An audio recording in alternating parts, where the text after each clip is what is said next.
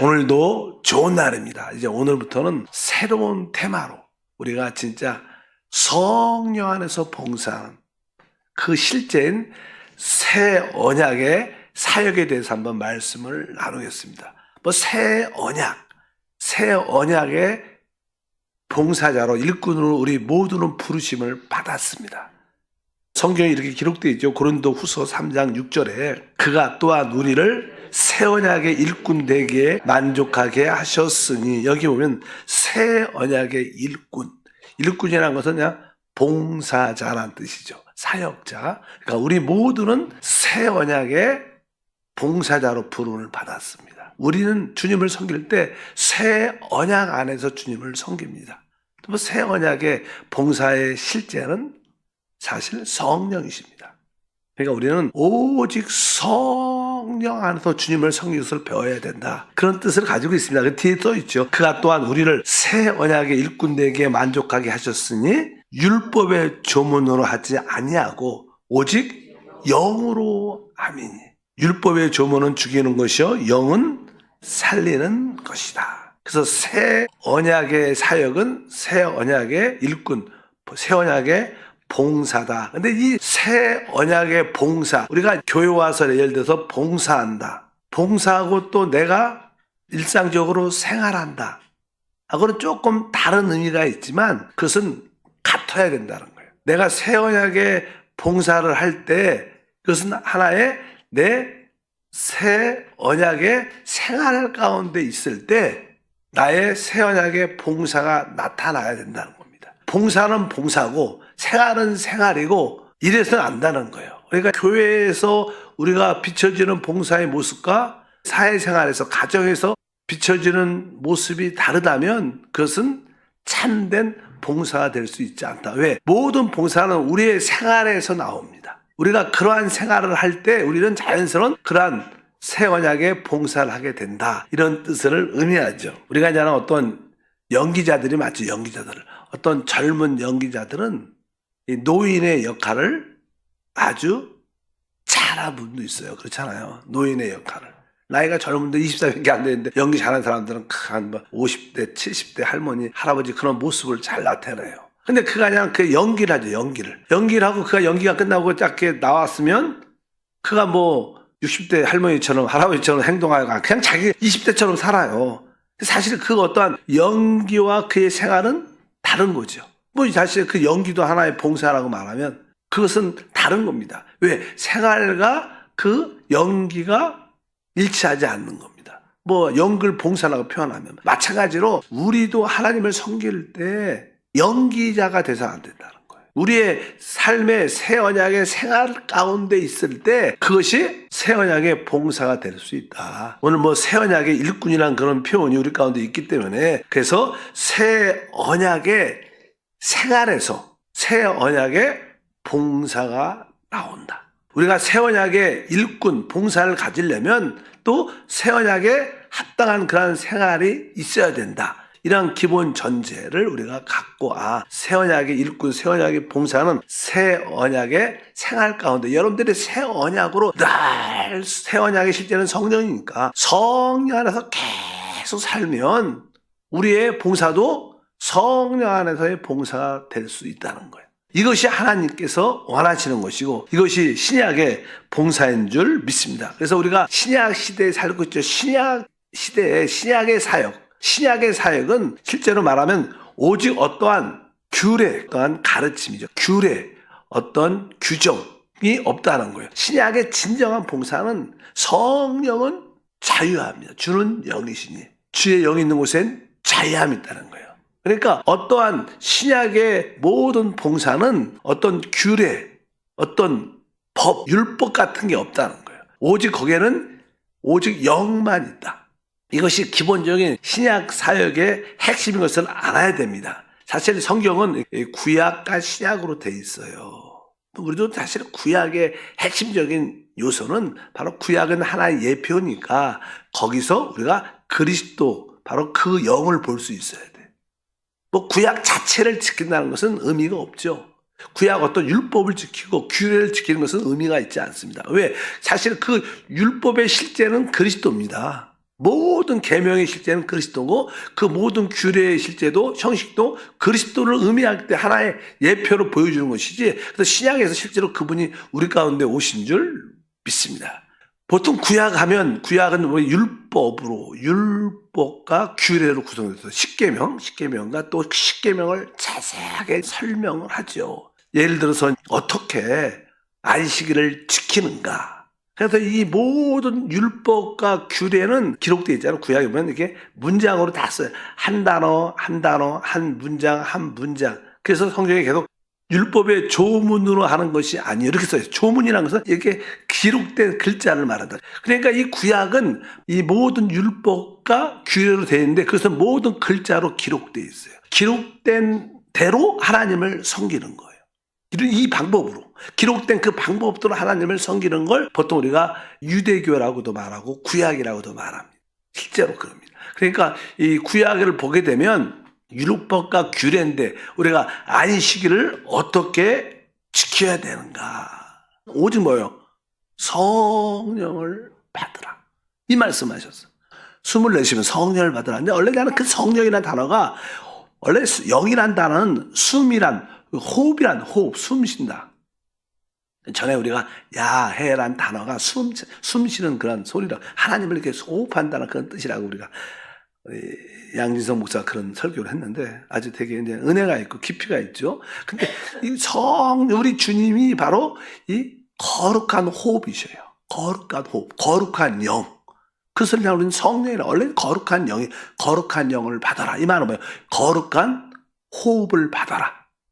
그 사실은 우리가 숨을 쉬잖아, 우리가 숨을. 그리고 주님은 사실 성령을 받으라는 따는 나를 거룩한 호흡으로 받으라고 사실 제자들은 숨을 쉬잖아요. 그래서 그분을 그들 안으로 어떻게 했어요? 그때 안으로 성령으로 주님을 부활하신 영을 받아들인 거예요. 근데 그 공기가 우리 안에 계속 있잖아. 사실 요한복음에 보게 되면 우리 주님은 제자들에게 벼랑간에 오셨다. 이렇게 문을 열고 들어오셨다. 그런 거 그냥 나타나셨어요. 그러고 나서 성령을 받으라고 말씀하시고 주님이 떠나셨다. 이런 말은 한 번도 기록되어 있잖아.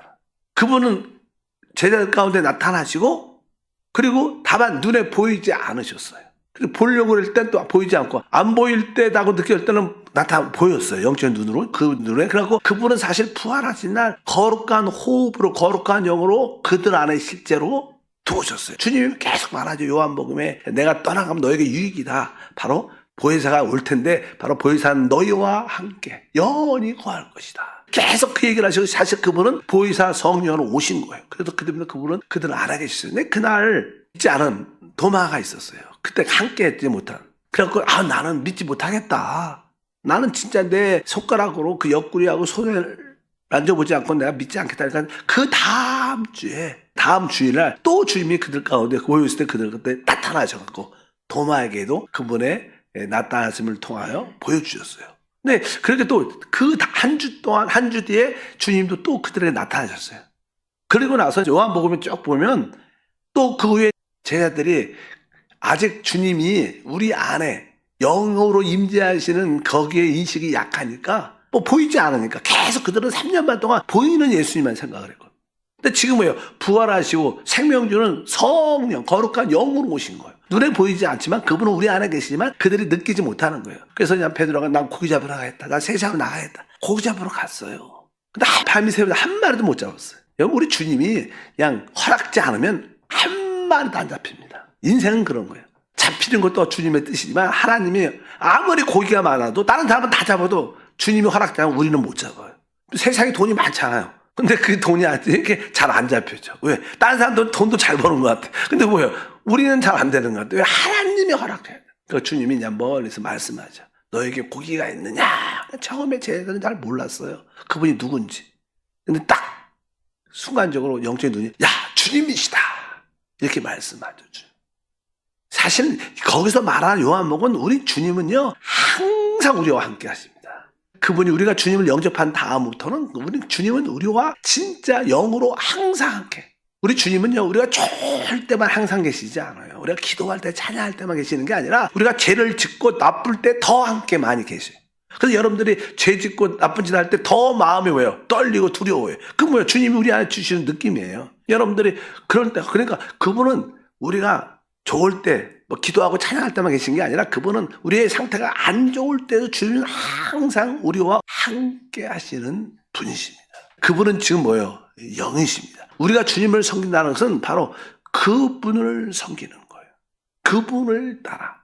그분의 음성을 듣고 그분의 인도를 따라. 그래서 우리는 성령을 따라 행하는 게 우리의 신약의 새 언약의 봉사다. 이 구약은 어떤 규례와 어떤 율법적으로 기록된 조문에 의해서 그 글자 법에 따라서 지키는 것을 유대교라 그래요. 그러나 우리는 참된 신앙인은 우리 안에 가는 내주하시는 그리스도를 따라 사는 것이다. 그 내주하는 그리스도가 뭐예요? 성령이신 그리스도죠. 영이신 그리스도. 생명이신 그리스도. 그래서 알아야 된다. 그러니까 우리에게 참된 신앙은요, 기독교라는 종교를 가지는 게 아니에요. 아까 종교는 뭐예요? 어떤 교리와 가르침이 있어요. 그 교리대로 가르침대로 믿고 하나님을 섬기는 거예요. 그러나 우리는 살아계신 그 주님이 나의 교리예요. 그분 나의 어제 진리입니다. 그분을 따라 사는 거다. 그러니까 여러분들이 새 언약의 일꾼은 그래도 우리 교회가 계속 오직 뭘 얘기해요? 성령을 이야기해요. 성령이신 그리스도. 또 영이신 그리스도 우리가 체험하려면 우리의 거듭난 영을 따라 그분을 섬길 수 있으니까. 왜? 이것이 진짜 뭐라는 거예요? 새 언약의 일꾼, 새 언약의 참된 봉사다. 이것을 여러분들이 구분해야 신약적인 참된 믿음의 삶을 살게 될 것을 확실히 믿습니다. 그래서 새 언약의 일꾼은 바로 관련된 것이 오직 마지막 아담은 생명 주는 영이구나. 거룩한 영, 성령과 관련되어 있구나. 그래서 우리의 모든 것은 우리 안에 성령의 기름 부음과 성령의 인도를 따라 살아야 우리는 진정한 신약의 새 언약의 일꾼 봉사자가 될 수 있다는 것을 여러분들이 아시기를 바랍니다. 그래서 여기서 중요한 것은 신약의 중심은 어떤 교리나 어떤 규례의 가르침에 속하지 않는다. 이걸 알아야 돼요. 자꾸만 우리 교리는 이런데 우리의 가르침은 이건데 이걸 지켜야 된다. 사실 종교라는 것은 사실 어떤 예배 어떤 형식에 있어서 어떤 교단은 진짜 조용합니다. 그게 하나님께 드리는 예배라 생각해요. 근데 우리는 막 춤추고 막 찬양하면 또 외치고 선포하고 뛰고 일어나서 찬양하고 그러면 어떤 게 맞냐? 사실 이것 다 저것 다 맞다 말하면 그것도 진짜 종교죠. 우리는 성령의 감동에 따라서 일어나서 찬양하는 거지. 이게 맞는 거죠. 성령의 감동에 따라 마음을 활짝 열게서 혼내서 통성으로 기도하고 그런 거예요. 조용한 걸 지키는 게. 진짜 조용한 교회들도 많아요. 근데 요즘에 젊은들께 사역자나 목사님들은 장로교단도 그렇지 않은 것 같아요. 왜? 교회가 영적인 성장 가지려면 그래서 부흥되기 쉽지가 않거든. 어차피 그런 것들도 이 종교적인 틀에서 벗어나야 된다. 그 참된 예배를 우리가 회복하는 그런 모습을 가져야 될 줄 믿습니다. 우리가 지난번에 고린도 후서 3장 17절에 주는 영이시니 주의 영이 계신 곳에는 자유가 있다. 우리 주님 그리스도가 누구신가 볼 때 주는 지금 뭐예요?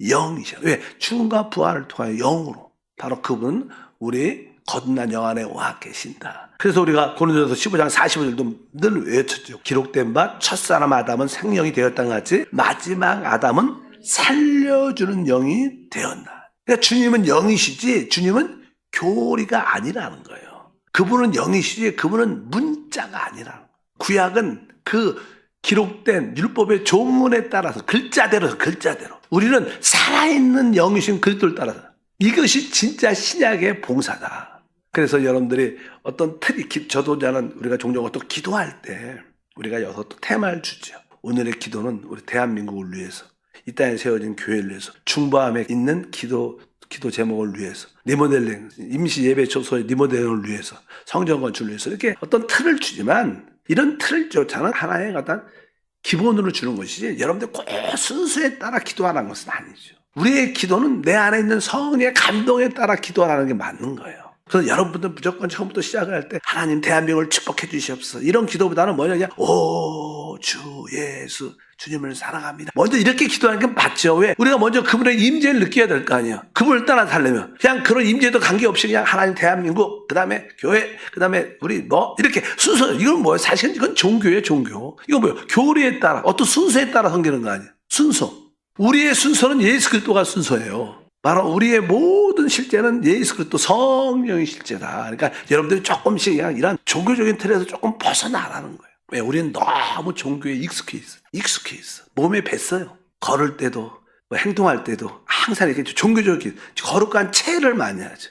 우리는 그런 게 너무 인간 사회는 종교에 익숙해 있기 때문에. 그러나 우리 주님은 영이시다. 그러니까 우리 주님은 교리도 아니시고 문자도 아니시고 그분은 영이시다. 그래서 우리는 그 영을 따라, 영이신 그리스도를 따라 하기 때문에 우리가 거듭난 영에 대한 기쁨과 또 거기에 대한 인식이 우리 가운데 충만해야 될 줄 믿습니다. 그래서 성경에는 그리스도란 단어, 그리스도, 예수 그리스도가 단어가 있고 또 크리스찬, 그리스도인도 있어요. 그러나 우리가 기독교 이런 종교란 단어는 성경에 없죠. 기독교란 단어는 없죠. 우리는 바로 우리 그리스도는 있고 그리스도인은 있어도 기독교라는, 왜? 교를 때 항상 종교는 뭘 핵심으로? 교리를 중심으로, 가르침을 중심으로 섬기는 것을 강조해요. 그러니까 일반적인 교회, 종교적인 단체에서는 일반적인 만약에 교단에서도 이렇게 살아있는 성령에 대해서 성령을 인정하고 환영하고 성령과 함께 동행하고 성령의 기름을 따라 순종하는 그런 얘기를 잘 안 해요. 왜? 그들은 종교니까 교리, 우리 장로교 교단은 이래, 칼빈 교리는 이래.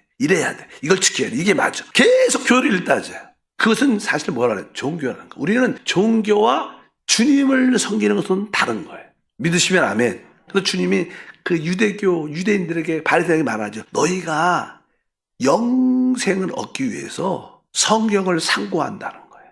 성경을 공부하고 성경의 가르침을 배운다는 거예요. 그러나 나한테 오지 않는다는 거예요. 바로 이 영생은 그리스도가 있는 거예요. 우리는 살아있는 그리스도께 가는 거 중요하지, 그 성경의 어떤 교리를 배우고 이게 영생을 주는 게 아니라는 거예요. 살아있는 그분에게 실제가 있고 영생이 있고 생명이 있는 줄 믿습니다. 그분은 영이시다. 그래서 새 언약의 봉사의 실제는 성령 안에 있어요. 우리는 성령을 따라 그분을 섬기는 새 언약의 봉사가 되기를 축복합니다. 하나님 감사합니다. 다시 한번 한 주 동안 승리하게 하시고 오늘도 성령을 따라 주님을 섬깁니다.